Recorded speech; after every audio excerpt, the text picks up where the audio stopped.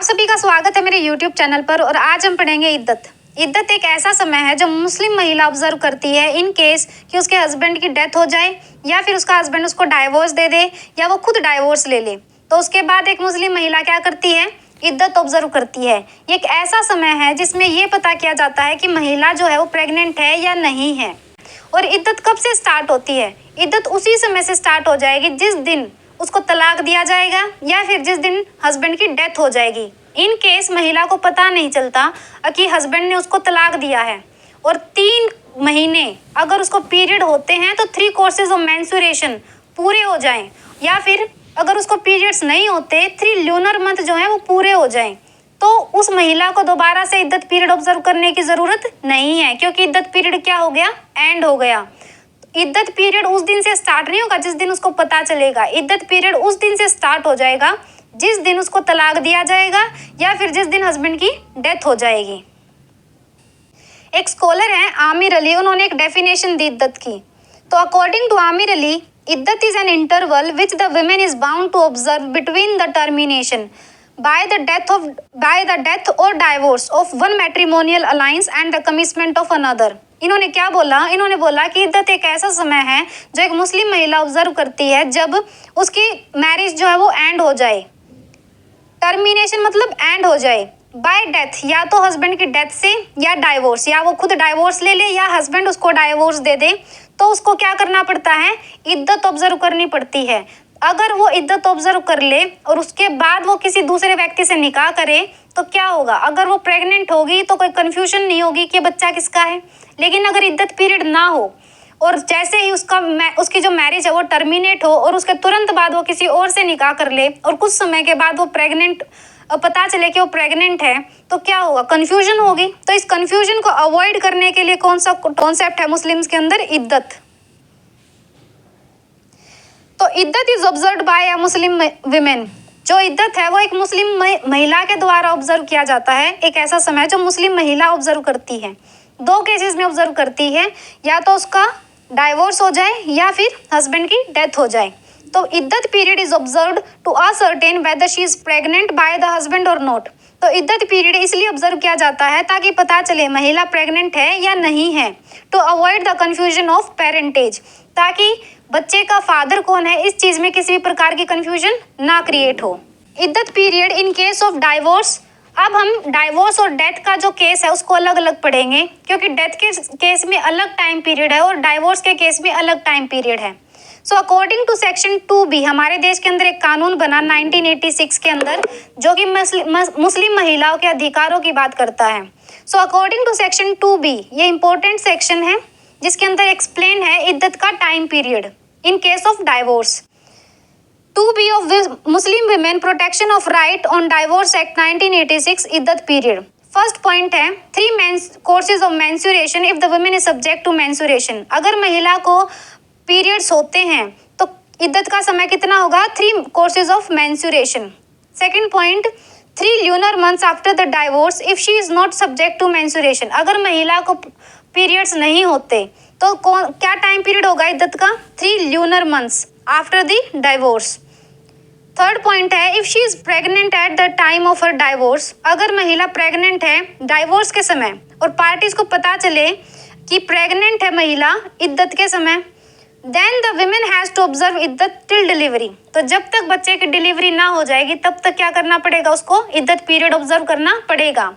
Fourth point, if pregnancy terminates before the expiry of इद्दत period. अगर इद्दत period खत्म नहीं होता और उससे पहले महिला का मिसकैरेज हो जाए, मान लीजिए बी एक महिला है, वो किस में है, इद्दत के पीरियड में है और वो प्रेग्नेंट है और सेकेंड मंथ में उसका क्या हो जाए, मिसकैरेज हो जाए, तो अब क्या इद्दत पीरियड टर्मिनेट हो जाएगा, मतलब एंड हो जाएगा? नहीं, महिला को जो उसके 3 कोर्सेज ऑफ मेंस्ट्रुएशन है वो पूरे करने पड़ेंगे, इद्दत का समय पूरा करना पड़ेगा उसको। इद्दत period in case of death of the husband. अगर हस्बैंड की डेथ हो जाए तो इद्दत पीरियड कितना होगा, इद्दत period will be 4 month 10 days। Divorce के केस में 3 month, वहीं डेथ के केस में 4 month 10 days। If a widow is pregnant at the time of death of her husband, in that case she have to observe iddat till her delivery or miscarriage। अगर उसके husband की death हो जाए और महिला को पता चले कि वो क्या है, प्रेग्नेंट है, तो उसे इद्दत कब तक ऑब्जर्व करनी पड़ेगी? जब तक बच्चे की डिलीवरी ना हो जाए या फिर मिसकैरेज ना हो जाए। Note, in case of death the woman is bound to observe iddat even if marriage is irregular or muta and not consummated। अगर मैरिज जो है कंज्यूमेट नहीं हुई, मैरिज अगर कंज्यूमेट नहीं हुई तो भी महिला को विडोहुड की क्या करनी पड़ेगी? इद्दत ऑब्जर्व करनी पड़ेगी, चाहे मैरिज इरेगुलर हो चाहे मैरिज मुता मैरिज हो। इसके अंदर कोई भी, विडोहुड के अंदर कोई भी एक्सेप्शन नहीं है कि आप इद्दत ना ऑब्जर्व करें। वहीं डाइवोर्स के अंदर एक्सेप्शन है, अगर मैरिज कंज्यूमेट नहीं हुई तो आप इद्दत ना ऑब्जर्व करें। डाइवोर्स के केस के अंदर ऑब्लिगेशन नहीं है महिला के ऊपर, लेकिन विडोहुड के केस में महिला ऑब्लिगेटरी है कि उसको क्या करनी पड़ेगी? इद्दत ऑब्जर्व करनी पड़ेगी, चाहे मैरिज कंज्यूमेटेड है नहीं है, चाहे मैरिज इरेगुलर है, चाहे मैरिज मुता मैरिज है। अगर हस्बैंड की डेथ हुई है तो महिला को क्या करना पड़ेगा? इद्दत ऑब्जर्व करना पड़ेगा। अब ये 2 पॉइंट हैं जो कि डाइवोर्स के हैं। इसमें क्या है, but in case of irregular marriage, अगर इरेगुलर मैरिज है और पार्टीज अलग हो जाएं बिना कंजम्पशन, मैरिज को कंज्यूमेट नहीं करते हैं, तो महिला ऑब्लिगेटरी नहीं है कि वो इद्दत ऑब्जर्व करे in case of divorce. In case of मुता मैरिज, अगर मुता मैरिज है तो women do not need to observe इद्दत if marriage is not consummated and contract ends. अगर मुता मैरिज है तो महिला अगर कंज्यूमेट नहीं की है मैरिज तो महिला के ऊपर ऑब्लिगेशन नहीं है कि वो क्या करे? इद्दत ऑब्जर्व करे। लेकिन इन case of death of the husband, यहाँ पे कोई एक्सेप्शन नहीं है कि मैरिज इरेगुलर है, कि मैरिज मुता मैरिज है, मैरिज कंज्यूमेट हुई है नहीं हुई है, आपको क्या करना पड़ेगा? इद्दत ऑब्जर्व करनी पड़ेगी। Case husband give divorce and he dies before the end of इद्दत पीरियड। अब देखिए, अगर हस्बैंड ने डाइवोर्स दे दिया और डाइवोर्स देने के बाद महिला इद्दत ऑब्जर्व करती है और फिर बाद में जब वो इद्दत के समय में है डाइवोर्स के, हस्बैंड की डेथ हो जाए, अब क्या करे महिला? अब क्या वो डाइवोर्स की इद्दत ऑब्जर्व करेगी? नहीं, उसको विडोहुड की इद्दत ऑब्जर्व करनी पड़ेगी, एक फ्रेश इद्दत जो कि 4 महीने 10 दिन के लिए होगी। So in case husband give divorce and he dies before the end of इद्दत पीरियड, अगर हस्बैंड की डेथ हो जाए और वो महिला इद्दत में है तो महिला को एक फ्रेश इद्दत ऑब्जर्व करनी पड़ेगी जो कि 4 महीने 10 दिन की होगी। मान लीजिए ए और बी की मैरिज हुई थी, ए ने बी को डाइवोर्स दिया, बी अभी डाइवोर्स की इद्दत ऑब्जर्व कर रही थी और 2nd मंथ में थी, और उस 2nd मंथ में हस्बैंड की क्या हो जाए? डेथ हो जाए, तो महिला वहीं से एक नई इद्दत ऑब्जर्व करेगी उसी दिन से, जो किसकी होगी? विडोहुड की होगी, जिसका समय क्या होगा? 4 महीने 10 दिन। इद्दत के कुछ इंपॉर्टेंट पॉइंट्स हैं, क्या हैं? फर्स्ट पॉइंट है, wife and husband can not contract another marriage during the period of इद्दत, both of them can marry again only when the इद्दत पीरियड एंड। क्या बोल रहे हैं?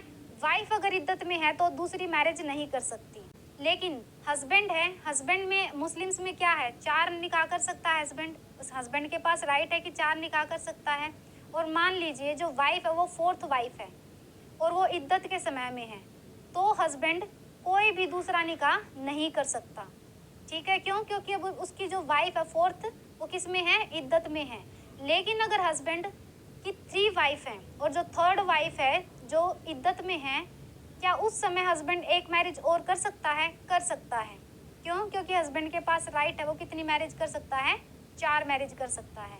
लेकिन अगर वो 4th वाइफ ही है इद्दत में तो हस्बैंड मैरिज कर सकता है? नहीं कर सकता। Wife has right to claim maintenance during इद्दत, वाइफ के पास एक अधिकार है कि अगर वो इद्दत में है तो वो क्या क्लेम करे? मेंटेनेंस क्लेम करे। Husband has a duty to provide maintenance to the wife during इद्दत, और हस्बैंड के ऊपर ये एक ड्यूटी है कि वो अपनी वाइफ को मेंटेनेंस प्रोवाइड करे। Parties has right to claim inheritance in certain cases, अगर वाइफ डाइवोर्स का केस है या डेथ का केस है तो इद्दत के समय में भी वाइफ और हस्बैंड के पास कुछ इनहेरिटेंस राइट होते हैं। यहाँ पे एक वर्ड आएगा women. The women should not use perfume, shining clothes, bangles or other objects which glorify her beauty. महिला अगर इद्दत में है तो वो कोई ऐसी चीज़ ना पहने जिससे कि और व्यक्ति उससे अट्रैक्ट हो जाए, तो ऐसी कोई भी चीज़ वो यूज़ ना करे इद्दत के समय। In case of Shia, the marriage with the woman undergoing इद्दत इज, अगर कोई महिला इद्दत में है और उससे कोई मैरिज कर ले तो मैरिज कैसी होगी? वॉइड होगी। Case of Sunni, the marriage with the woman undergoing इद्दत इज इरेगुलर। अगर सुन्नी का केस है और महिला इद्दत में है तो क्या आप उससे निकाह करते हैं तो वो वॉइड मैरिज होगी? नहीं, वो इरेगुलर मैरिज होगी। मतलब इद्दत समाप्त हो जाएगी तो उसके बाद वो वैलिड हो जाएगी। तो हमारा जो इद्दत का टॉपिक है वो यहीं पे एंड करते हैं हम लोग। इसमें सब कुछ कवर कर लिया है, लेकिन फिर भी अगर कोई कन्फ्यूजन है, कोई क्वेश्चन है आपका, तो आप मुझसे कमेंट बॉक्स में पूछ सकते हैं। और अब हम मिलेंगे नेक्स्ट वीडियो में एक नए टॉपिक के साथ।